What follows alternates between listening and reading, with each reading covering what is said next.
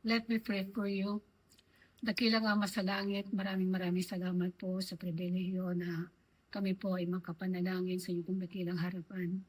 Sa oras po ito, nilalapit ko po, Panginoon, ang lahat ng mga may sakit at karamdaman. Na tunay na ikaw ang Diyos ng dakilang manggagamot. Ikaw ang Diyos na kung saan gumagawa ng mga miracles, O God. Kaya Panginoon, na kami pinaniniwala na sa lahat ng mga may mga nararanasan, Panginoon, ng mga sakit karamdaman, ikaw lamang po ang pag-asa po nila. Ikaw lamang po, Panginoon, ang siyang dakila sa kanila pong mga buhay. Kaya patuloy rin yan, nilalapit po namin, nasan man po sila sa oras po ito, nasa lupan ng mga ospital, nasa tahanan.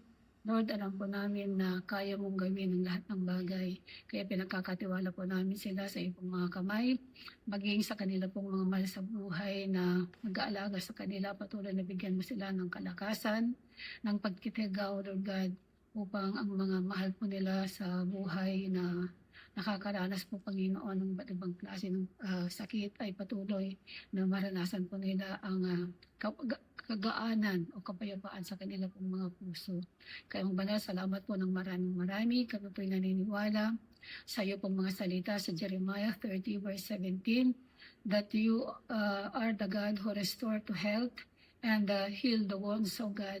Kaya banal, salamat po maging sa Psalm 77 verse 14 that you are the God who performs miracles. Kaya banal, salamat po ng marami sa kompletong kagalingan sa kanila pong mga buhay.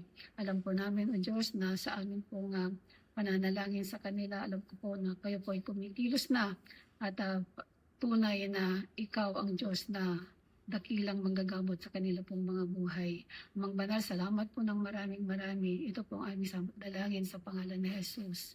Amen and amen.